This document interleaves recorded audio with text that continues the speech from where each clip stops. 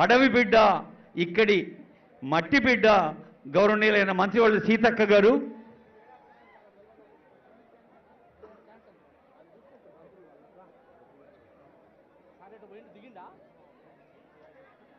ఒక్కసారి మీరు ఆ తెరల మీద చూడొచ్చు, స్క్రీన్ మీద చూడొచ్చు. ఆనరబుల్ సీఎం ఆ తల్లుల దగ్గరికి, చెల్లెల దగ్గరికి స్వయంగా వెళ్ళారు. ఎక్కడ మీటింగ్ ఉన్నా సీఎం ఏం చెప్తారంటే, ముందు మా చెల్లెలు అక్కలు దగ్గర కూర్చోవాలి మెయిన్ స్టేజ్కి అని కదా. ఒక్కసారి గట్టిగా చప్పట్లు కొట్టండి తల్లులు.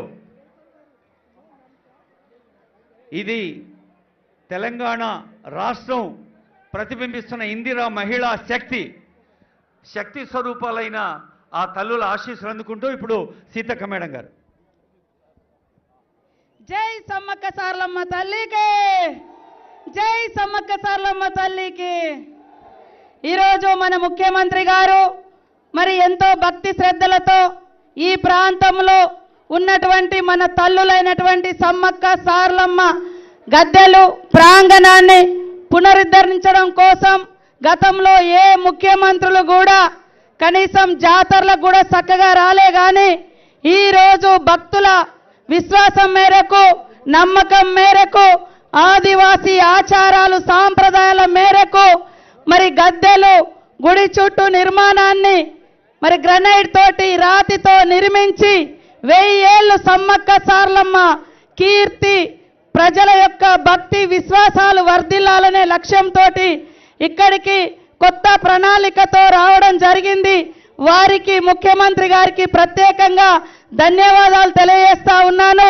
అదే విధంగా జిల్లా ఇన్ఛార్జ్ మినిస్టర్ పూర్తి నిర్మాణ బాధ్యతలను వారికి ఒప్పజెప్పడం జరిగింది. సీనన్న గారికి, సురేఖక్క గారికి, లక్ష్మణ గారికి, వేం నరేందర్ అన్న గారికి, మా వరంగల్ ఉమ్మడి జిల్లా ఎమ్మెల్యేలు, ఎమ్మెల్సీలు, ఎంపీ బలరామన్న గారికి, కావ్య గారికి, పత్రికా మీడియా సోదరులకు, అశేషంగా తరలి వచ్చిన మా అక్క చెల్లెళ్లకు, అన్నదమ్ములకు, మరి అదే విధంగా వేదిక మీద ఉన్న ప్రతి ఒక్కరికి, కార్పొరేషన్ చైర్మన్లకు అందరికీ దయచేసి, ఎందుకంటే సమయం చాలా 11 గంటల నుంచి వచ్చారు కాబట్టి ఈరోజు నాకు ఎంతో జీవితం ధన్యమైంది.